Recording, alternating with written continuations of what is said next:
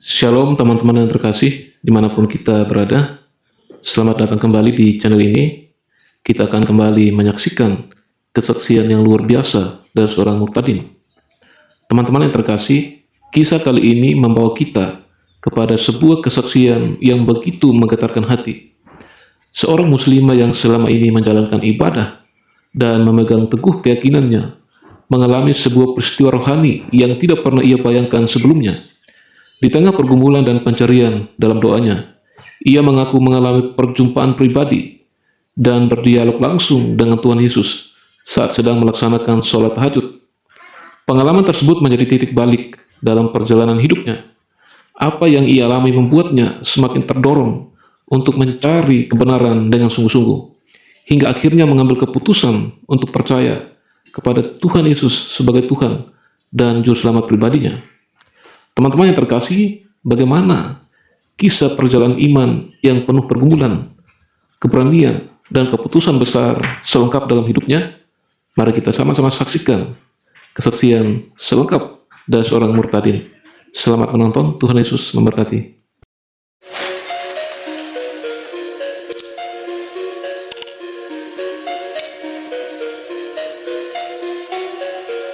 Shalom semuanya saudaraku, dimanapun Anda berada.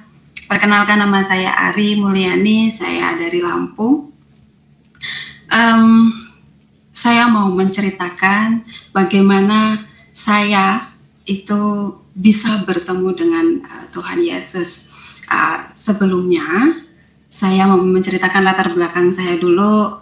Saya dilahirkan dari keluarga Muslim, tapi Muslimnya bukan Muslim yang begitu taat, ya sedang-sedang. Ibu saya sinden, bapak saya juga seniman, lalu nenek saya itu dukun beranak melahirkan, lalu kakak saya yang dari bujang itu sudah menjadi paranormal. Kakak pertama saya laki-laki. Nah, dulu saya masih kecil, itu sekitar umur berapa ya, kelas 5 SD lah. Kelas 5 SD itu orang tua saya pisah, bercerai. Nah, ibu saya nikah lagi dengan orang lain, bapak saya tetap sendiri. Saya tidak mau ikut ibu ataupun bapak, saya ikut nenek sampai lulus SD. Begitu lulus SD, saya sekolah SMP. Seperti hari-hari orang Muslim umumnya. Orang Muslim umumnya ya ngaji, ya sholat, ya apa seperti itu. Tapi kalau bapak saya itu tidak mengajarkan sholat, tidak. Tapi saya cari sendiri sama kakak saya perempuan, itu mencari sendiri, pergi ke musola seperti itu, karena yang terdekat dari rumah itu musola. Jadi masih kecil-kecil gitu pergi ke musola, ya ikut-ikut belajar ngaji, belajar sholat seperti itu. Ya bisa. Cuman ya namanya anak kecil ya bisanya ya bisa aja kayak gitu kan.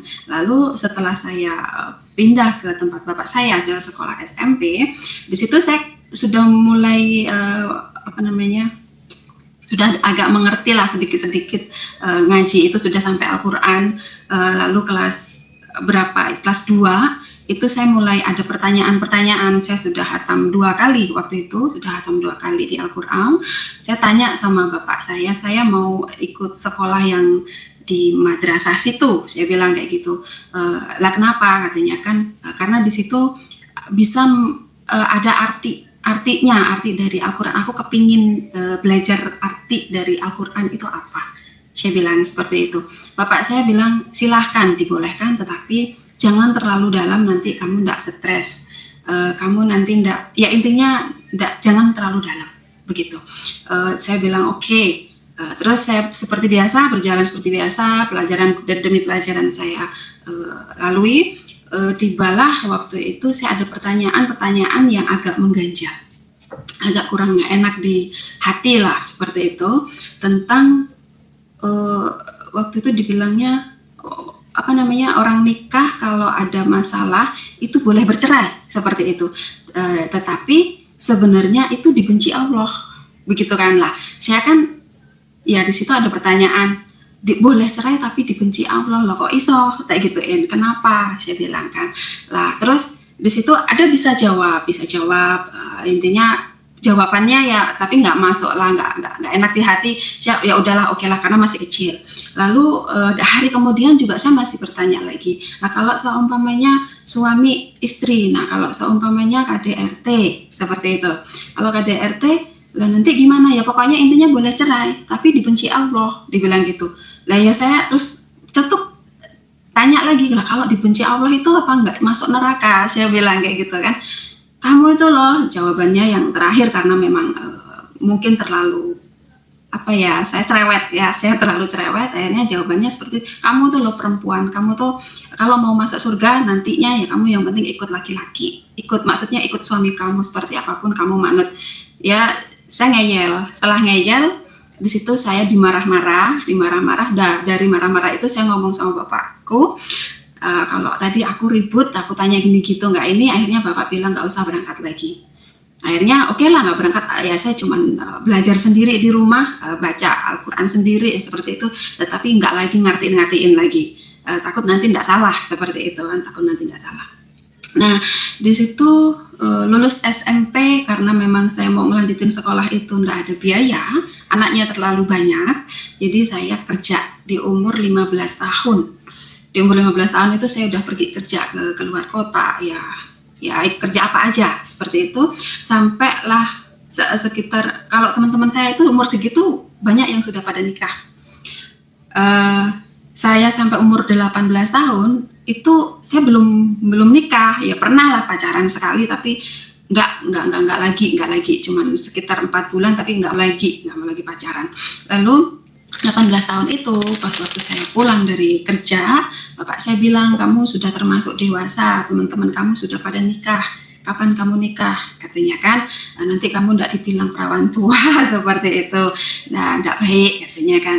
Akhirnya dari situ saya doa, sholat, saya doa, saya bilang, aku nggak mau pacaran, kalaupun siapapun nanti yang mau dengan saya, dia berani nembung saya, ngelamar saya langsung, nembung sama orang tua saya terima. Saya mau siapapun itu, yang penting satu masih bujang dan orang baik-baik, saya bilang kayak gitu. Nah benar, itu di umur 18, nggak lama dari situ umur 19 saya ketemu sama orang itu, yaitu suami saya. Dia begitu kenal, ngomong senang, dan aku tantang seperti itu, dia langsung berani ngomong sama orang tua, dan sebulan kemudian dari kenal saya nikah. Jadi cuma 1 bulan perkenalan, lalu kami nikah, seperti itu. Nah di perjalanan, di saat kami nikah, kami kan sama-sama muslim ya, di perjalanan itu, ya namanya orang nggak tanpa pacaran tuh ya kaget, pastinya ya nggak tahu sifat, latar belakang seperti apa itu belum tahu sama sekali, taunya cuman ini orang tua saya, ini kakak saya, ini adik saya, seperti itu doang. Untuk yang lain-lain, sifat segala macam belum tahu. Nah begitu mengancik, saya udah langsung hamil ya, langsung hamil di bulan kedua saya nikah, udah nikah itu saya langsung hamil. Begitu saya hamil pertama saya biasa aja, kedua saya bisa, maksudnya bulan kedua setelah bulan keempat itu mulai agak gesekan keluarga itu kuat banget, karena di mertua itu alirannya agak keras sedikit, untuk muslim yang agak keras sedikit. Saya sih ya anggap aja agak keras kayak gitu, karena berbeda banget dengan yang kami lembut seperti itu kan. Kami tidak selalu dengan kata-kata keras, jarang sekali, dan udah alirannya lumayan cukup keras. Keluarga itu juga cukup disiplin, karena mertua itu pensiun ABRI ya, jadi lumayan disiplinnya tinggi banget. Bukan hanya disiplin dalam hal yang positif, tetapi dalam hal negatif pun KDRT itu mulai seperti itu. Begitu KDRT mulai, dan keluarga besar yang pihak suami itu benar-benar tiap hari tantang berantem itu hari-hari seperti itu. Jadi saya merasa nggak nyaman. Begitu saya merasa nggak nyaman, saya ngomong, saya protes, saya bilang, kayak gini nih nggak bener, masa iya sih keluarga kok kayak gini tiap hari berantem, saya bilang kayak gitu. Itu saya mulai nggak sukain lah gitu. Akhirnya saya, karena nggak disukain, saya pulanglah ke orang tua saya. seperti biasalah seperti itu. Tapi suami saya memang keras banget. Masih hamil itu saya sering ditendang sampai pernah pendarahan, tapi saya bersyukur walaupun nenek saya itu tidak mengenal Tuhan, tetapi dia punya keahlian di bidang untuk dukun pijat tadi, dukun beranak tadi. Saya cuma lari ke tempat nenek saya dan saya cuma dipegang perutnya, habis itu besoknya udah normal lagi, nggak keluar lagi darah yang pendarahan itu. Nah setelah itu saya seperti biasa lagi, oke lah, sudah dimaafin kayak gitu, seperti biasa lagi. Dan di umur 7 bulannya saya di 7 bulanin seperti biasa umumnya orang 7 bulan, dimandiin kembang, pakai kelapa muda seperti itu. Terus ada marhabanan juga, lalu ada baca surat Yusuf. Kalau laki-laki biar ganteng anaknya, nanti kalau perempuan nanti biar cantik seperti Maria. Jadi nanti dibacain di Maria sama di surat Yusuf, itu di Al-Quran ada. Lalu setelah 7 bulan selesai, saya 8 bulan itu ada ribut besar lagi. Akhirnya suami saya diusir sama mertua. Diusir sama mertua. Karena suami diusir ya otomatis saya ya agak gimana ya, nggak enak kita kan ya, masa iya suami pergi, masa saya di situ diem aja kan. Akhirnya saya pergi pulang ke orang tua saya. Ternyata suami saya ada di orang tua saya. Begitu. Nah di situ mulai ada sebulan lagi, di situ udah umur 8 bulan lebih sedikit, hampir mau ngelahirin, berantem lagi sampai saya ditendang lagi perut saya jatuh dari ranjang. Itu benar-benar gelundung, itu dengan perut besar umur 8 bulan lebih seperti itu. Dari situ orang tua marah-marah ya, sampai bilang pokoknya kamu kalau kayak gitu terus nanti begitu lahir udah kamu cerai aja. Seperti itu, kamu keterlaluan banget, dibilang kayak gitu. Kamu nggak ngeliat istri kamu hamil, apalah bla bla segala macam. Saya cuma nangis. Akhirnya saya berangkat ke dokter juga. Saya berangkat ke dokter untuk ngecek semuanya karena kan belum wayahnya melahirkan. Takutnya nanti ada apa-apa. Kata dokter, nggak ada apa-apa. Jadi saya kembali lagi, saya cuma dikasih vitamin saja sampai mau ngelahirin. Nah begitu ngelahirin ya oke lah, nggak masalah, dengan lahir dengan sehat dan puji Tuhan anak saya normal, tidak ada masalah apapun, walaupun sering pendarahan di umur 4 bulan waktu kandungan sampai 8 bulan juga jatuh. Puji Tuhan anak saya sehat, tidak kurang suatu apapun. Lalu di perjalanan saya pindah lagi ke mertua lagi karena memang belum punya rumah sendiri. Jadi masih sana sini di tempat mertua. Saya bikin gubuk, di pekarangan mertua saya bikin gubuk sendiri. Di situ saya belajar untuk mandiri, belajar untuk berdikari sendiri seperti itu. Nah di situ baru umur 3 bulan saya masuk ke rumah itu, ya gubuk itu. Nah suami kerasnya tambah lagi.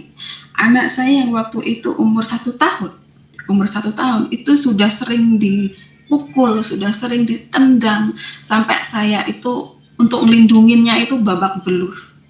Dan kalau suami saya itu menghajar kami, itu orang tua ikut, mertua itu ikut.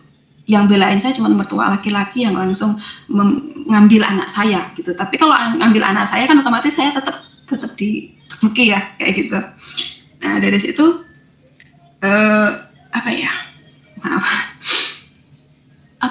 intinya saya nggak kuat. Lalu mertua itu semakin nggak suka sama saya, yang perempuan terutama. Kalau yang laki nggak ada masalah, yang perempuan semakin nggak suka karena apa-apa saya dibela sama mertua laki-laki, karena memang dilihat saya nggak pernah melawan seperti itu.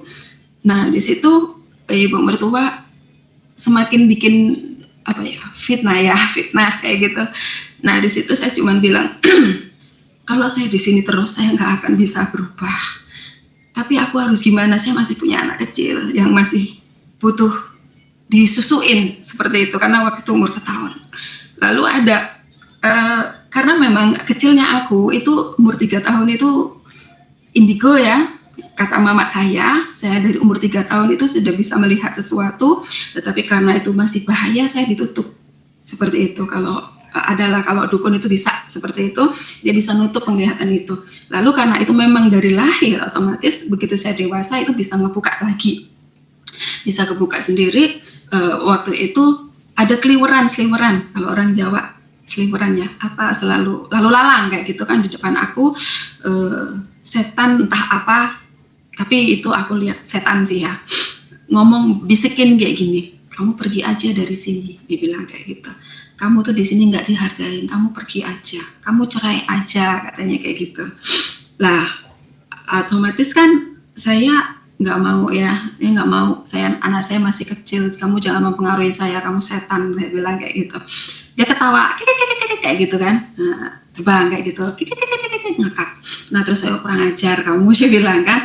Nah, dari situ terus saya sholat, aku harus gimana, saya nggak mau kayak gini terus. Lalu di situ saya kok, kakak saya pulang dari kerja itu dia bilang, kamu mau nggak berangkat ke luar negeri, dia bilang kayak gitu. Anak saya masih kecil, nggak, saya nggak mau, saya bilang. Ya nanti disapai dulu, kalau memang kamu di situ terus kamu nggak akan berubah, kamu akan gitu terus, suami kamu nggak akan berubah juga, dia bilang kayak gitu. Itu suami kayak gitu, kalau memang kamu nggak mau cerai, kamu harus ngajar suami kamu dengan cara yang tegas juga, dia galaknya galak nggak benar, dia bilang kayak gitu kan, kata kakak saya. Akhirnya di situ anak saya umur 2 tahun, udah lepas susu, saya berangkatlah ke Singapura. Karena dulu kan prosesnya agak lama kan, di PT itu persaingannya cukup ketat. Saya berangkat itu di PT sekitar 6 bulan, lalu saya berangkat ke Singapura. Di Singapura sekitar 1,5 tahun karena memang banyak masalah, ya, karena memang banyak masalah di rumah. Saya pergi itu membawa masalah, otomatis di pikiran, di hati itu selalu nggak enak kayak gitu kan, selalu merenung anakku gimana, mana waktu itu kan belum ada HP ya, tahun 2003 2004 itu belum ada HP itu masih sangat mahal, ada tapi masih sangat mahal. Jadi ya aku belum punya, lalu juga aku mau ngirim surat itu juga males kayak gitu, malesnya ya karena ngelihat udah disuruh cerai seperti itu, udah disuruh cerai. Jadi ya enggak lah, yang penting aku tahu, aku yakin anakku sehat, seperti itu.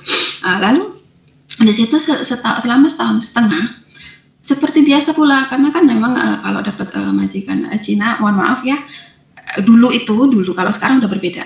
Kalau dulu itu nggak boleh sholat, nggak boleh pokoknya banyak hal yang tidak diperbolehkan, banyak hal, ini nggak boleh, itu nggak boleh, ini nggak boleh. Nah seperti itu. Dari situ saya kan ya punya akal lah, dipakai. Saya bawa kain panjang, kalau orang Jawa itu jare. Nah itu saya pakai lengan panjang, kaki ketutup panjang juga. Nah jare itu untuk tutupin begini, saya sholat. Karena saya dapat ruangan sendiri, saya dapat kamar sendiri.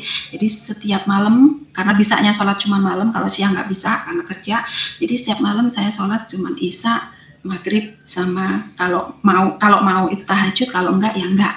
Tapi saya juga bawa Al-Quran kecil segini, karena Al-Quran kecil segini ini kan bisa disakuin ya, maksudnya bisa masuk tas kemanapun, bisa dibawa seperti itu. Jadi di situ saya setiap malam pun ngaji, nggak ketang cuma di dalam hati atau cuma umi kayak gitu kan, tapi setiap malam saya ngaji. Di titik yang agak berat banget, hari-hari itu agak berat banget, hari Minggu, majikan itu lagi ada acara, pergi, dia pamit ngomong kalau nanti aku pulang malam, seperti itu. Jadi kamu baik-baik di rumah, makan cukup, disediaan juga, sersa kamu makan apa aja silahkan, yang penting anjingnya dijaga, dikasih makan. Dia bilang kayak gitu. Oke, saya bilang. Pagi, hari Minggu pagi jam 9 itu kan saya kan mainan sama anjing, mereka udah pergi dari jam 7, aku mainan sama anjing. Jam 9 pagi hari Minggu itu mainannya keluar ke pagar kayak gitu ya, saya ambil mainan lagi, keluar lagi ya, seperti itu. Lalu nggak lama anjing aku itu keluar itu yang biasanya itu dia di tempat rumputan, itu ada di plester ya, cubin ya, dicubin. Nah di situ saya agak gerutu, saya teriak-teriak, aku agak gerutu waktu itu. Saya bilang, kamu nih loh orang biasanya ngising di sana, di sana, kok kamu nya di sini, saya bilang kan. Saya agak marah gitu, sambil nyekatin. Di situ masih nyekatin lantainya, bersihin itu nya itu, ada suara manggil saya. Dibilang, Ari, dibilang kayak gitu kan. Ih, apa itu? Kok ada suara? Ya saya pikir setan ya, karena udah bisa melihat, tetapi nggak tiap hari juga, maksudnya hal-hal yang perlu saya ungkapkan mungkin saya bisa, tapi kalau enggak ya enggak, seperti itu. Saya nggak mau, karena kalau melihat setan tuh capek, badannya capek banget seperti itu. Jadi di situ kok ada suara saya gitu kan, tapi kok Jawa, nggak mungkin, udahlah tak cuekin lagi. Nah terus suara itu ada lagi, manggil lagi, Ari katanya kan, Ndo katanya. Terus kok Ndo sih, siapa sih, alah bodo amat lah, saya bilang kayak gitu. Saya bilang itu, saya cuekin, saya main seperti biasa, aktivitas seperti biasa. Sore hujan nih, hujan, karena kerja udah selesai semua, otomatis saya mainan lagi sama anjing kan, mainan lagi. Setelah mainan, bola itu keluar lagi di garasi, luar garasi kan. Nah saya keluar ambil, setelah ngambil hujan tambah deras, saya mau masuk kan, nggak tahu kenapa kok bisa nggak bisa ngebuka kayak gitu kan, nggak bisa ngebuka. Saya cuma diem depipil ya, niup ya, berteduh di pagar kayak gitu kan. Nah, disitu anjingnya nyamperin saya sambil gini-gini kan, pegang kaki saya kan, sambil kayak intinya manggil masuk kayak gitulah. Nah terus saya cuma elus-elus kepalanya, ya nanti ini bentar lagi mungkin bisa dibuka, saya bilang ini susah dibuka. Nggak lama dari situ suara itu manggil lagi yang pagi tadi, Ari masuk katanya kan. Nah terus loh kok ada suara lagi sih, saya bilang ya kan saya yakinnya kenapa kok saya bingung lah, orang di rumah nggak ada siapa-siapa dan saya nggak kenal siapapun di situ kan, nggak pernah keluar, nggak pernah ini, saya cuma kenal sama majikan kayak gitu. Otomatis ya saya siapa sih kayak gitu kan. Akhirnya saya jawab di situ, siapa lu panggil terus dari tadi, kataku kan. Akhirnya masuk katanya kan. Begitu aku buka, bisa, pintu itu bisa kebuka, langsung aku masuk ngikutin suara itu. Ke belakang dibilangkan, ikut saya ke belakang. Begitu ke belakang dia bilang ngacau, berkaca kayak gitu kan. Nah karena di belakang itu adanya kaca itu di depan toilet, akhirnya saya masuklah di situ. Begitu saya ngaca kacanya kan bulat tuh, saya ngaca, saya kaget di situ. Loh kok kamu, saya bilang kan. Yang saya lihat itu gambar wajahnya Tuhan Yesus. Ya saya bilang, loh kok kamu kan Tuhannya orang Kristen, kamu kan Yesus, saya bilang kayak gitu kan. Ngapain kamu nemuin aku? Saya bilang kayak gitu. Ngapain kamu nemuin aku?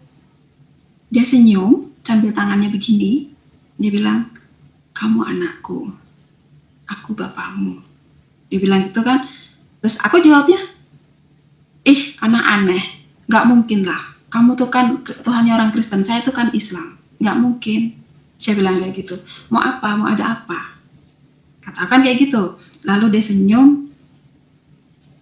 Besok kamu pulang, kamu sekolah ya. Dia bilang kayak gitu. Aneh-aneh lagi nih orang, saya bilang kayak gitu.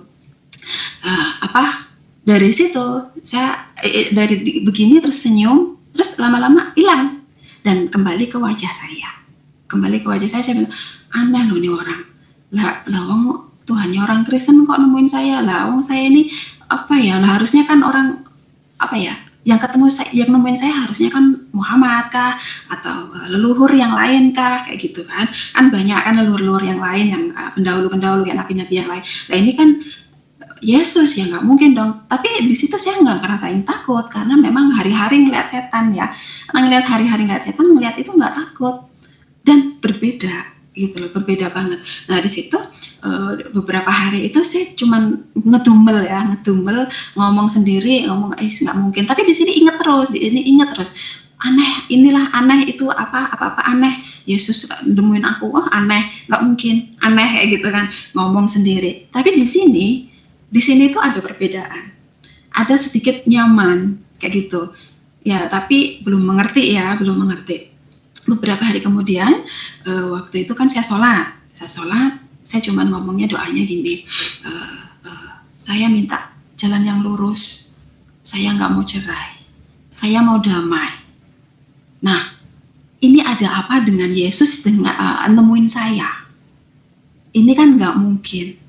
Saya Muslim, Yesus itu Tuhannya orang Kristen, kok dia nemuin saya? Kan nggak mungkin, kayak gitu. Ada apa dengan, sedangkan saya ini nggak tahu tentang Kristen, nggak tahu tentang apa, nggak ngerti. Setahu saya suruh sholat ya sholat, saya ngaji ya tiap hari ngaji, nggak ketang delik-delik kayak gitu kan. Ya pokoknya pokoknya saya melakukan apa yang memang ini kan di Muslim ya, karena memang saya Muslim ya, apa yang ini kan. Nah terus hari-hari saya tetap seperti itu doanya. Pokoknya saya minta jalan yang lurus, saya minta damai, saya nggak mau cerai. Lalu itu kan ketemunya hari Minggu. Di malam Jumatnya, biasanya kalau saya itu habis sholat maghrib atau sholat isya, itu baca Yasin, kalau setiap malam Jumat itu minimal 3 kali. Nah di saat itu karena memang doaku kok kayaknya semakin naik lagi, semakin itu lagi yang didoakan.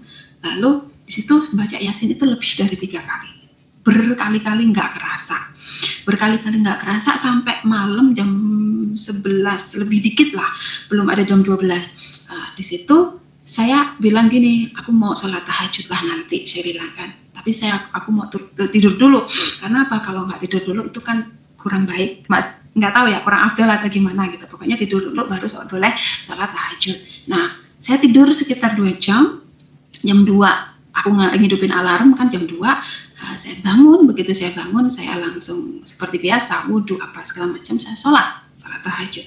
Nah begitu saya sholat tahajud, di tahiyat akhir ya, sujud yang terakhir itu tuh ngerasain di sini kayak ada yang megang gitu. Ini dipegang terus kayak gitu kan, itu rasanya hangat, kayak gimana, itu jalar ke belakang ke seluruh tubuh tuh kayak kesetrum gitu, kayak gitu, setrum kan ya, aneh ya, kuping aku tuh kayak bubuk semua, tangan aku tuh ngerasain beda banget. Saya bilang kok aku mau nangis kayak gitu, mau ketawa, mau nangis, ini ngapa sih badan aku kenapa, saya bilang kayak gitu. Lah habis itu sudah kerasa semua, udah agak lama sekitar 10 menit itu saya duduk, udah selesai tuh saya duduk. Begitu saya duduk, saya tahiyat akhir kan, mau salam lirik kanan lirik kiri gitu. Di depan saya ada yang duduk, ada yang belum salam tuh, ada yang duduk, lalu tangan dia ini beginiin saya, terus saya waktu itu langsung ngerasain nangisnya bener-bener keluar ya, bener-bener nangis. Dibilang, kamu minta damai? Ya, aku damai itu. Kamu cari jalan yang lurus untuk menyelesaikan masalahmu? Ya, akulah jalan itu yang lurus. Kamu mau tidak cerai?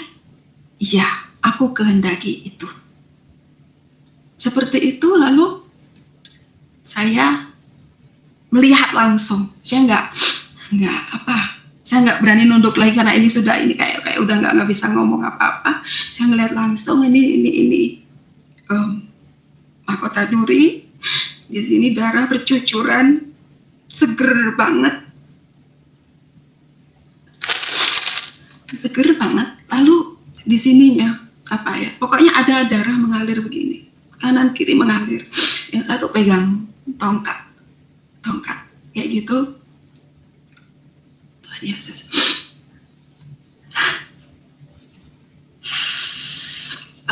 Di situ dia bilang, aku anak, kamu anakku, aku bapakmu, ikut aku. Dia bilang kayak gitu. Saya nggak bisa ngomong apa-apa, tapi hati saya ngomong, kamu siapa? Aku bapakmu, jawabnya dia. Padahal itu dalam hati, kamu siapa? Karena kan aku nggak boleh ngomong karena masih sholat. Saya masih begini, gitu kan. Kamu siapa? Dijawab, aku bapakmu. Akulah jalan yang kamu cari. Tidak ada jalan lain yang menuju ke Bapa kalau tidak melalui aku, dibilang kayak gitu. Di situ saya nggak bisa ngomong apa-apa, sampai nangisnya cukup lama. Lalu saya ingat saya masih sholat belum salam, saya salam kanan salam kiri. Akhirnya begitu saya tanya, sebenarnya kamu siapa? Saya bilang kan. Dia senyum. Dia di sebelah aku, dia duduk di sebelah aku, pindah di sebelah aku, dia rangkul saya dari samping begini, diginiin. tenang, tenang. Bukan kamu yang memilih aku, tetapi akulah yang memilih kamu. Saya masih nggak ngerti, karena kan ya memang saya nggak ngerti apa-apa, gitu kan. Itu kayak rasanya tuh kayak dipeluk seorang bapak yang luar biasa, luar biasa. Saya merasakan kasih sayang bapak yang benar-benar, ini loh, bapak yang sesungguhnya. Saya waktu itu saya sempat ngomong, bapakku itu di rumah, kamu nggak mungkin bapakku, karena bapakku di rumah. Kamu kan roh, saya bilang, nggak mungkin.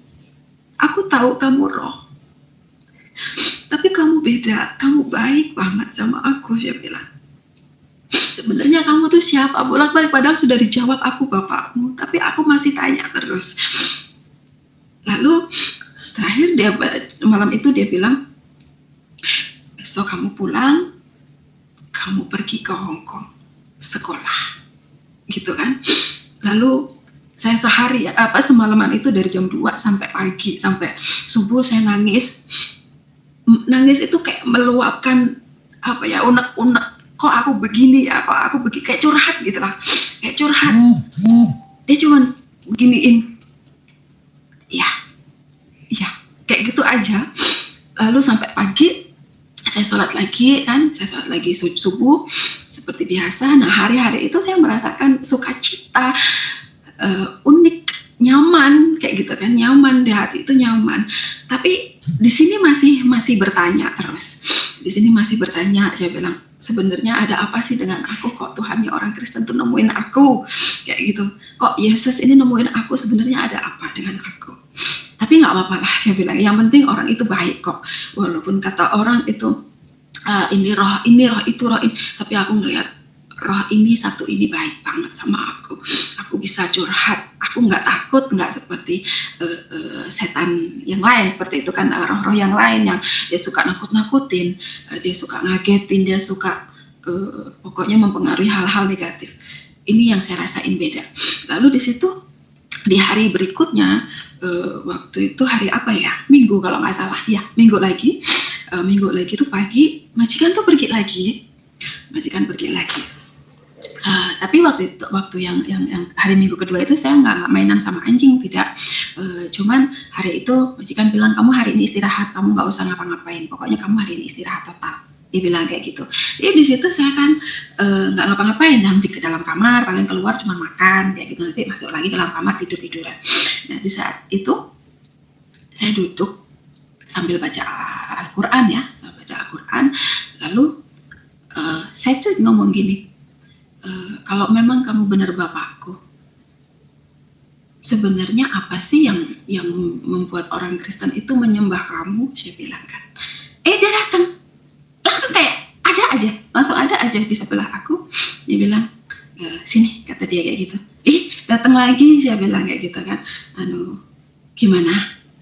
Aku pengen tahu, saya bilang, kenapa kok orang Kristen itu nyembah kamu?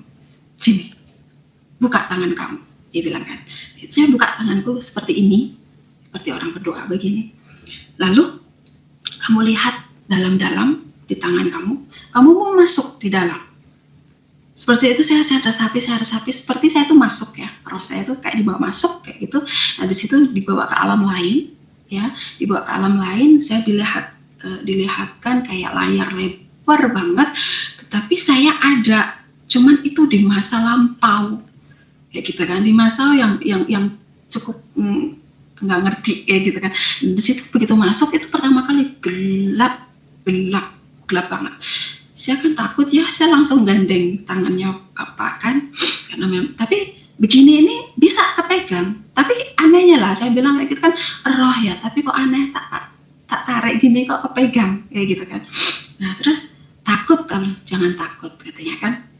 Oke, coba perhatikan, kamu cukup melihat. Lah, begitu itu hitam pekat ya, pokoknya hitam. Terus nggak lama kemudian ada putih ya, ada putih, ada hitam. Lalu di situ ada air, lalu di situ ada angin. Begitu ada angin, Di situ ada kayak debu tanah kayak gitu tuh gerumpul, itu bentuk bulatan. Lalu di situ satu itu tumbuh-tumbuhan kayak rumput, pohon, itu tumbuh satu-satu. Lalu nggak lama dari situ ada binatang 1, 2, 3 kayak gitu kan, semua binatang ada. Lalu nggak lama dari situ angin besar tuh kayak gitu kan.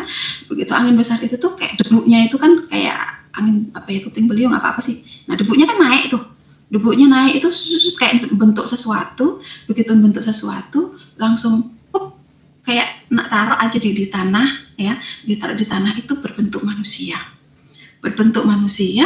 Lalu di situ berdiri dan hidup seperti biasa. Saya bilang, itu manusia kayak gitu, saya bilang kan. Lalu di situ nggak lama kemudian dia kayak ditidurin gitu, kayak gitu kan, ditidurin. Ini kayak ngambil sesuatu di dada sebelah kiri, bunyi tek kayak gitu, terus habis itu ditaruh di sebelah laki-laki itu ya, manusia yang pertama tadi, di sebelahnya terus wujud kayak kebentuk aja, bentuklah manusia lagi dan perempuan, ada rambutnya panjang. Nah saya bilang, ini laki-laki, ini perempuan, ini apaan? Saya bilang kan, ini apa? Cukup kamu lihat saja. Ya saya akan bertanya terus, tapi ya cukup kamu lihat saja, seperti itu jawabannya itu. Lalu di masa itu melahirkan 1, 2, 3 banyak manusia, satu berdatang, maksudnya nambah-nambah lah manusia. Begitu nambah-nambah, nggak lama di situ ada meja ya, kayak meja kayu kayak gitu. Lalu ada hewan itu ditarik masuk ke meja itu, ditaruh di atas meja itu. Ada kambing domba itu dipotong terus kayak gitu kan, dipotong itu darahnya itu benar-benar seger banget kayak gitu kan, seger banget. Nah darah itu ditampung di mangkok ya, kayak di mangkok lah, anggaplah mangkok, tapi itu kayak kulit kok, ada kayak kulit gitu. Nah itu dioles-olesin di pintu-pintu rumah gitu. Nah dioles-olesin di pintu rumah.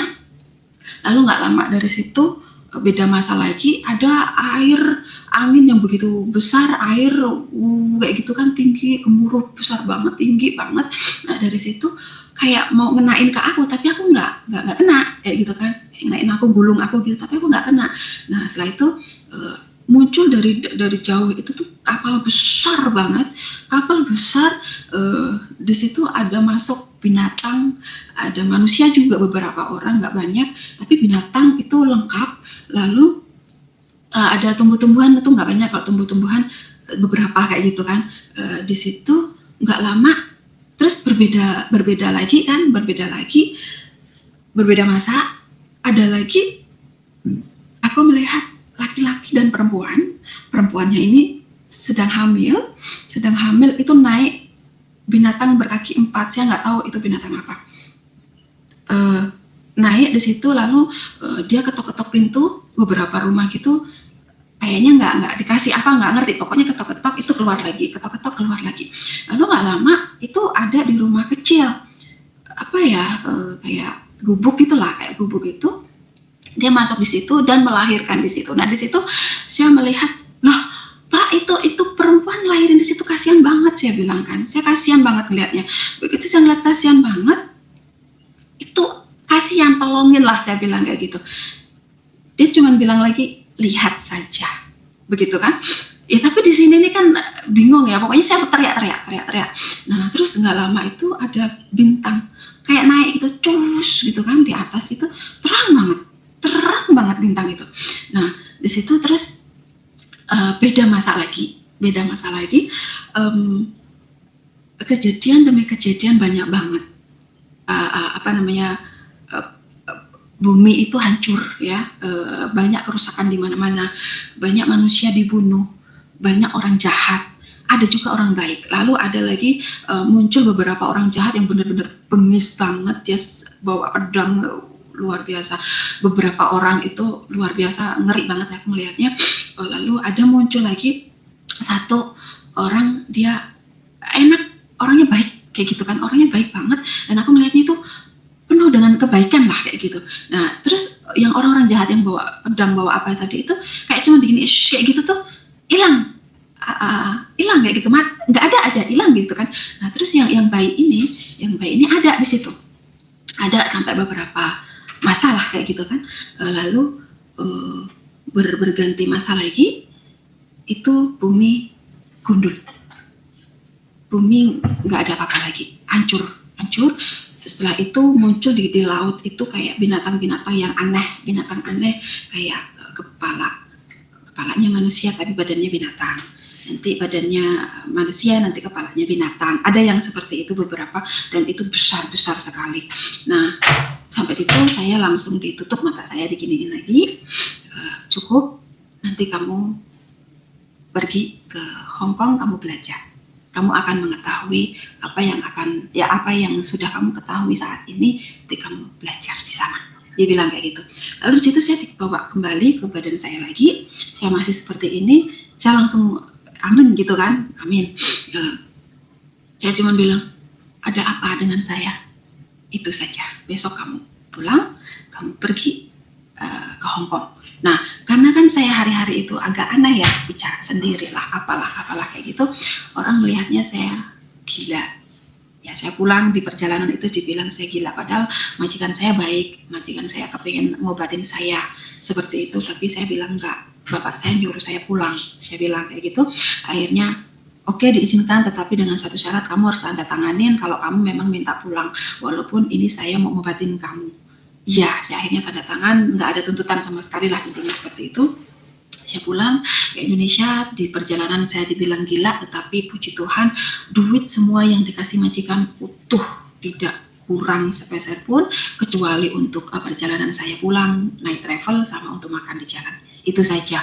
Lalu begitu saya sampai pulang di rumah, karena kakak saya tadi paranormal ya, diobatin sama kakak saya.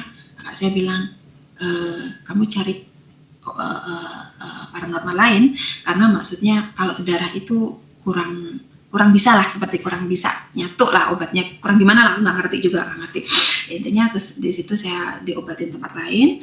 Nah, di tempat paranormal itu saya diobatin pakai obat itu jamu-jamuan kayak gitu tradisional, disuruh minum, lalu direfleksi juga.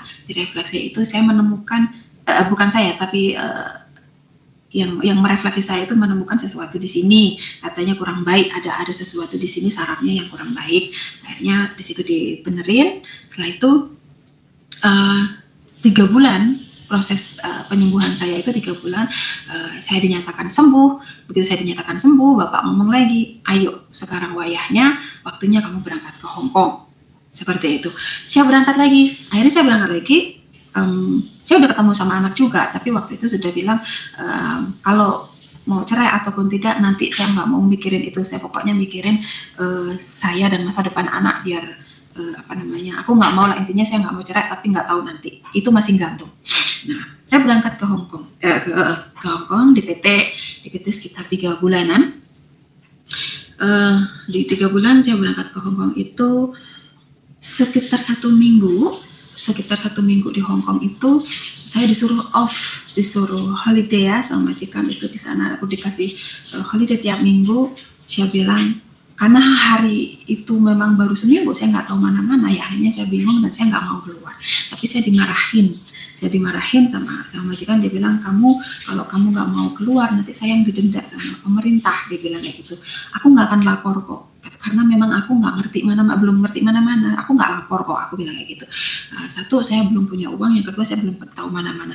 Akhirnya karena dia bilang belum punya uang, dia kasih uang saya $100 waktu itu, $100 Hong Kong. Kamu kalau mau keluar ini kamu pakai, katanya kayak gitu.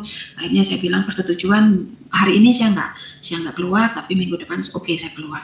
Nah, di hari minggu ke depannya saya ngomong kan, saya mau keluar kemana, saya nggak tahu mana-mana. Akhirnya saya ingat lagi, bapak yang sama aku masih ada nggak ya, gitu kan? Karena kan waktu itu kan tidak boleh terlalu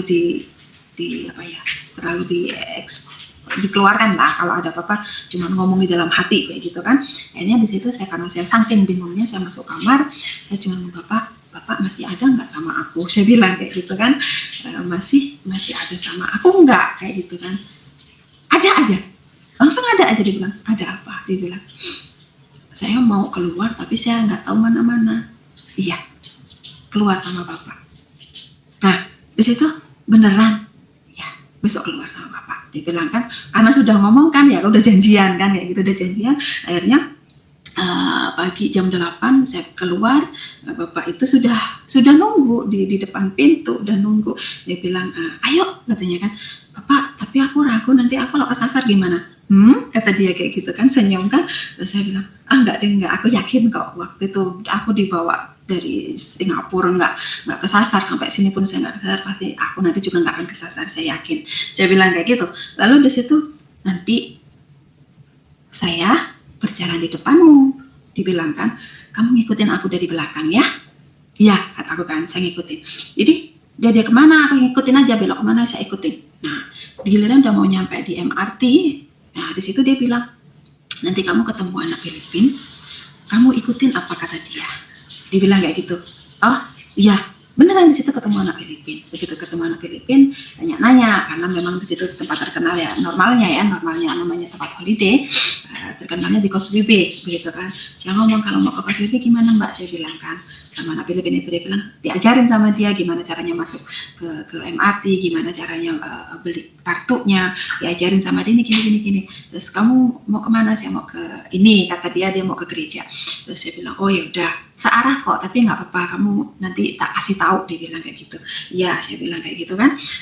Masih mau masuk ke MRT-nya, udah naik ke keretanya itu, saya dikasih tahu lagi, nanti kamu ketemu perempuan, kulitnya begini, kulitnya ya kita nggak ngecat warna ya, kita cerita apa adanya. Jadi kulitnya gelap, rambutnya keriting, orangnya tingginya segini, badannya agak sekel, dia bilang gitu kan. Nah itu kamu nanti ikut dia, dibilang kayak gitu. Saya bilang, ya bapak mah, kata aku kan, aku suruh ikut orang lagi, saya bilang kan. Dia anakku, nggak usah takut, dia bilang kayak gitu. Dia anakku, kamu gak usah takut, ikut dia. Oke, saya bilang kayak gitu. Nah sepanjang jalan saya nggak ngerasa ngelihat orang itu.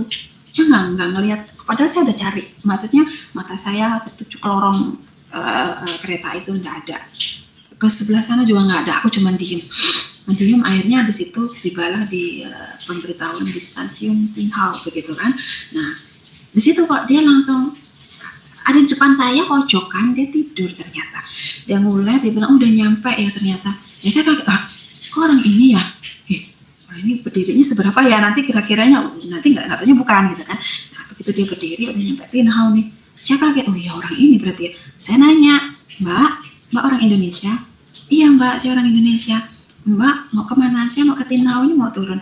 Setelah ke Tinghau mau kemana? Mau ke gereja. Aduh, kok ke gereja sih, katakan.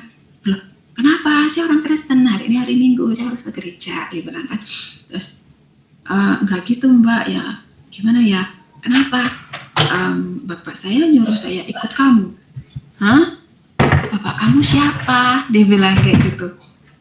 Iya, saya bingung ya, saya nggak bisa ngejelasin. Aduh, bapak saya siapa ya? Gimana aku ngomongnya, aku bingung mbak, katakan kayak gitu kan. Lalu dari situ, yaudah nanti kita turun dulu, yuk. Aku dirangkul dari situ, saya turun. Begitu turun di jalan, dia tanya lagi, siapa? Bapak siapa?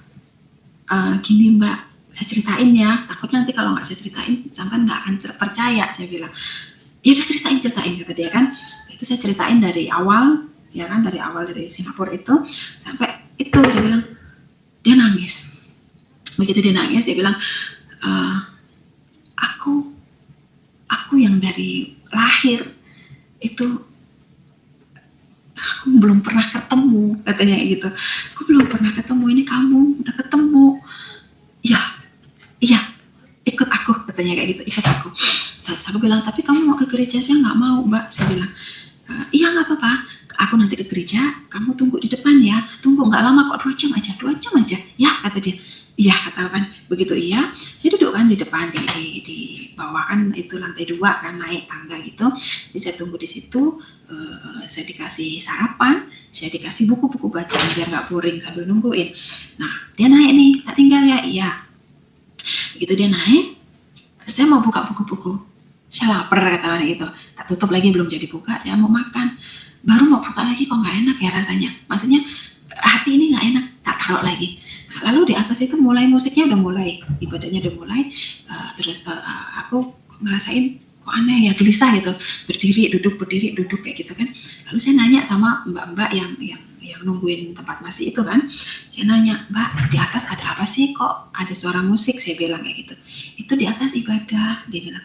Oh, kalau ibadah kayak gitu ya, nyanyi-nyanyi. Iya, katanya. Kamu mau naik? Enggak, saya Islam, saya bilang kayak gitu. Oh, ya udah nggak apa-apa, tungguin di situ aja, temannya Mbak Santi ya, dia bilang. Namanya Mbak Santi, yang tadi teman aku.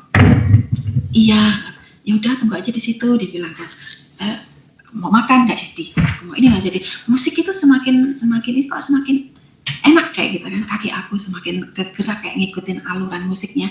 Lalu dari situ nggak lama, saya lari naik. Ini nggak bisa ditahan, kaki nggak bisa ditahan, saya lari naik.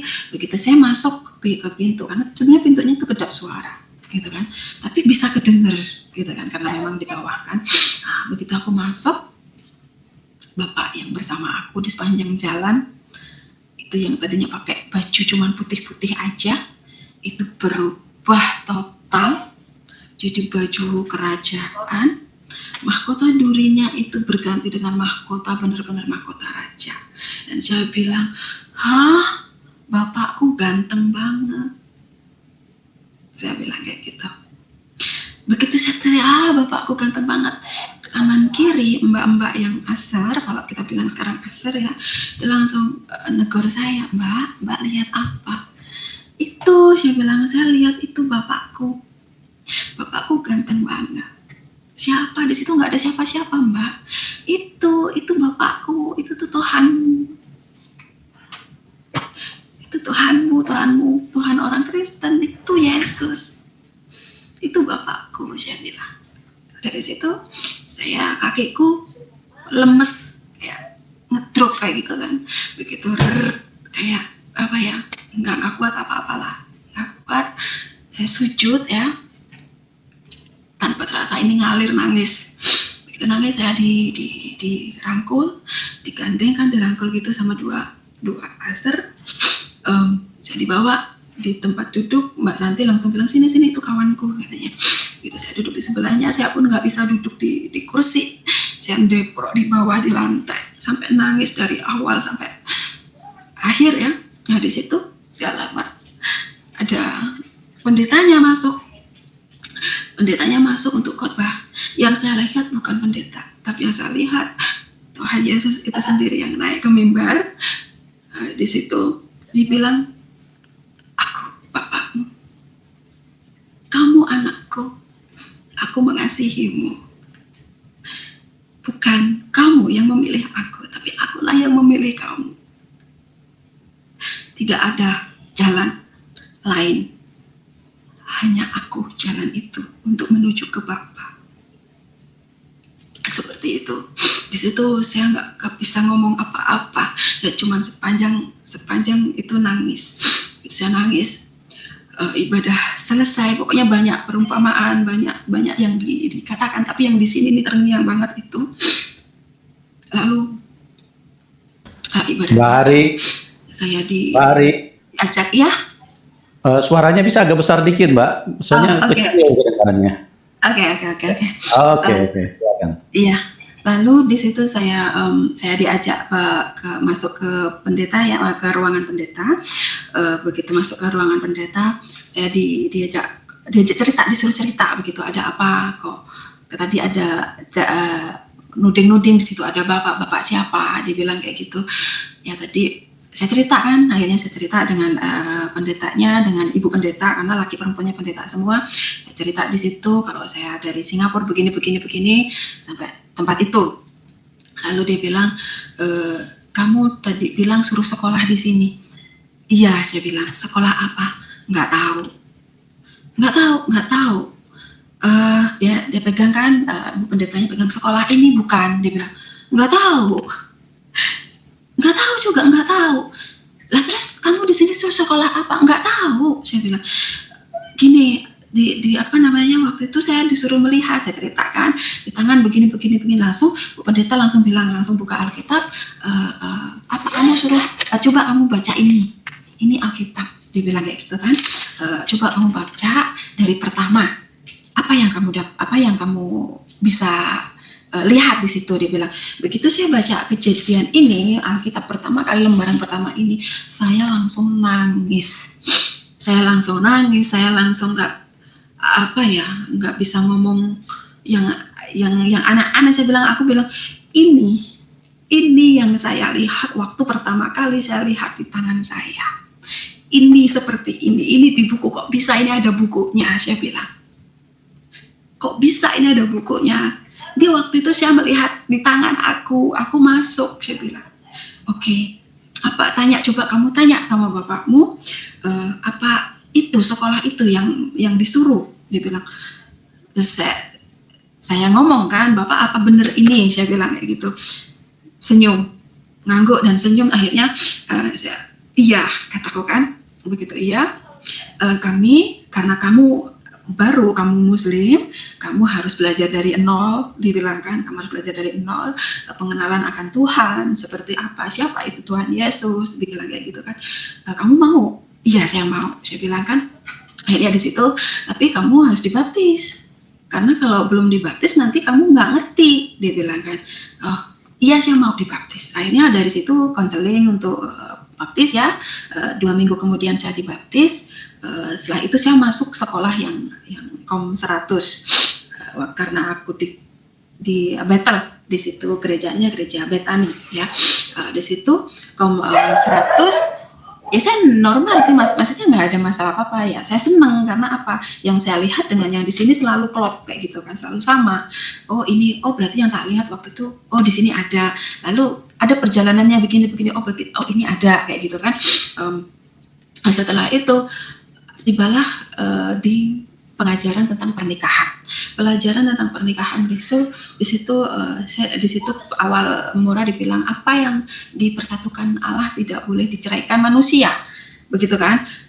Lalu di situ saya kan ya kayak gimana ya, saya ini korban, maksudnya orang tua saya cerai, bapak saya itu nikah dengan mama saya itu juga sebelumnya udah nikah kan, udah punya anak dan nikah sama ibu saya punya, berarti saya ini apa, saya bilang kan. Lah katanya kalau berbeda itu namanya zina kayak gitu kan. Saya hasil zina.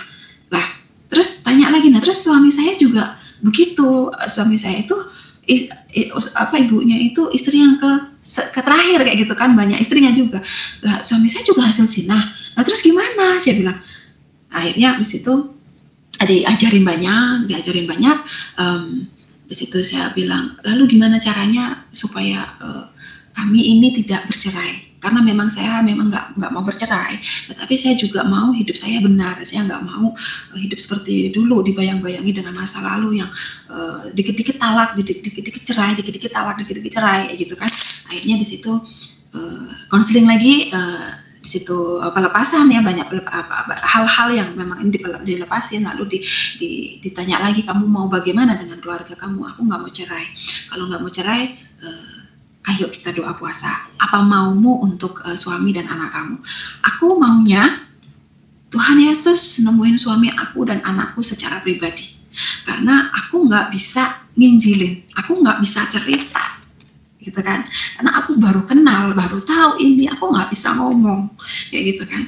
Di situ iya, ayo kita doa puasa. Di situ kita doa puasa, dibantu beberapa bapak pendeta, ibu pendeta juga ikut doa puasa, dan pengerja-pengerja ikut doa puasa, bantuin 3 bulan itu saya telepon. Di situ saya udah mulai punya handphone, saya hubungin suami.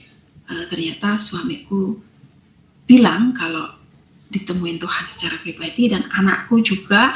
Waktu itu anakku sakit, umur 5 tahun sekitar 5 tahun itu ditemuin Tuhan secara pribadi dan sembuh, anakku disembuhkan. Lalu dibilangnya Tuhan Yesus yang nyembuhin aku, dibilang kayak gitu.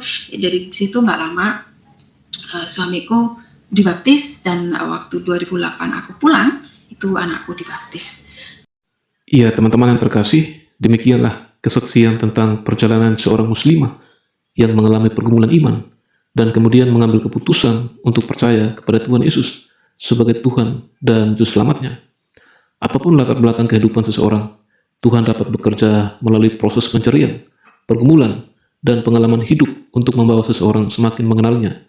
Kiranya kisah ini tidak hanya menjadi sebuah kesaksian, tetapi juga menjadi renungan bagi kita untuk terus mencari kebenaran dan membangun hubungan yang sungguh-sungguh dengan Tuhan. Firman Tuhan berkata dalam Yohanes 14 ayat 6, "Akulah jalan dan kebenaran dan hidup. Tidak ada seorang pun yang datang kepada Bapa kalau tidak melalui aku." Kiranya firman ini menguatkan iman kita dan mengingatkan bahwa keselamatan adalah anugerah Tuhan yang harus kita sambut dengan iman. Saya ucapkan terima kasih karena sudah menyaksikan video ini sampai selesai. Jangan lupa dukung channel ini dengan memberikan like, komentar, subscribe, serta bagikan video ini kepada orang-orang yang membutuhkan penguatan iman. Tuhan Yesus memberkati kita semua. Sampai bertemu di video berikutnya. Tuhan Yesus memberkati.